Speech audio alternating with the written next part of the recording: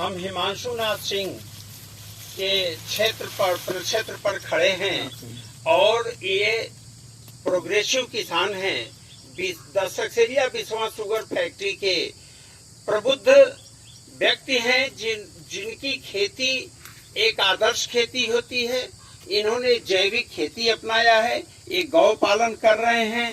इनकी जो फार्मिंग है इसके बारे में हम आपको इसी से अवगत कराना चाहते हैं कि ये सितंबर लास्ट में बोई गई नर्सरी COL के 14201 पे हम खड़े हैं। इसकी आप बढ़वार देख लीजिए, गन्नों की संख्या देख लीजिए और इसकी लस ग्रीन पत्तियां देख लीजिए।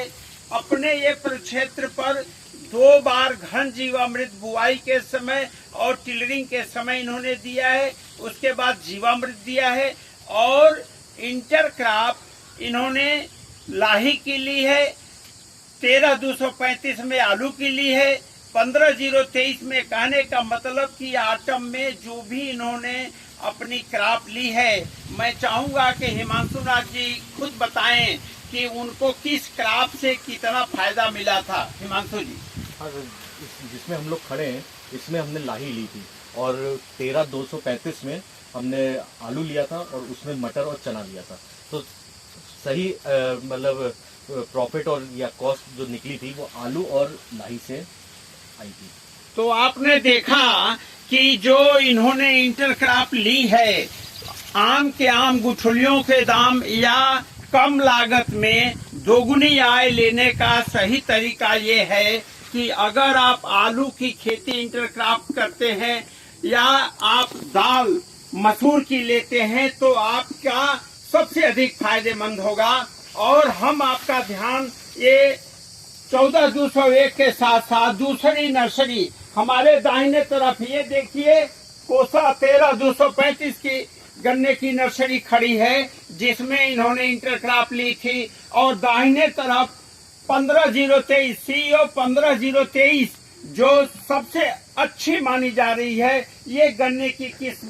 यहाँ पर आप इसकी बढ़वार देख लीजिए और इसमें गन्नों की संख्या देख लीजिए। कहने का अभिप्राय ये है कि आप जो भी सितंबर-अक्टूबर में गन्ने की क्रॉप लेते हैं तो ये ध्यान रखें कि हमको अंतः फसल अवश्य लेना है और अंतः फसल में मसूर ऑन टॉप रखिए क्योंकि लेगुमिनस क्रॉप है और इससे आपको अतिरिक्त नाइट्रोजन और बाकी जीवांश मिलते हैं। कार्बन नाइट्रोजन का रेशियो बढ़ाने के लिए हिमांशु जी बहुत अच्छा प्रयास कर रहे हैं। ये देखिए CO 238 की नर्सरी में हम लोग चल रहे हैं, जिस 238 को प्रदेश की चीनी मिलें रेड राट के आपतन की वजह से छोड़ रही हैं, दशकसेरिया बिस्वा चीनी मिल में इसी 238 को हमने अभी भी आइडल क्रॉप रखा है क्योंकि 238 गन्ने के से अच्छी उपज, अच्छी रिकवरी, अच्छी पेनी देने वाली गन्ने की किस्म अभी तक नहीं है। तो मित्रों, इसको डॉक्टर रामकुशल सिंह के नेतृत्व में जो हम लोग जैविक खेती के माध्यम से इसमें रेजिस्टेंस डेवलप कर रहे हैं, इसमें रोगों के विरुद्ध लड़ने की क्षमता उत्पन्न कर रहे हैं, जिसका परिणाम आपके सामने है कि 238 बहुत अच्छी तरह से किसानों के वहाँ ग्रो कर रही है, कोई रेड राट का प्रकोप नहीं है और किसान इसे बहुतायत में पसंद कर रहे हैं। साथ ही ये 118 CO 01118 118 जिसे चीनी मिल टिलरिंग न होने की वजह से छोड़ चुकी थी या बहुत कम मात्रा में किसान इसको लाइक करते हैं, लेकिन हिमांशु जी जैसे बिस्वा चीनी मिल के सभी क्षेत्रों में हजारों किसान हैं जिनके वहाँ को 0118 में ये देखिए प्रोफ्यूज टिलरिंग हो रही है। इतना ब्याज गन्नों की संख्या, ये देखिए गन्ना बन गए हैं 1 2 3 4, तो 2.5 फीट 5 फीट की दूरी पर अंतर फसल लेते हुए अभी देखिए ये रोटावेटर से इनके जो अंतर फसल का कर्षण क्रिया जुताई कर रहे हैं।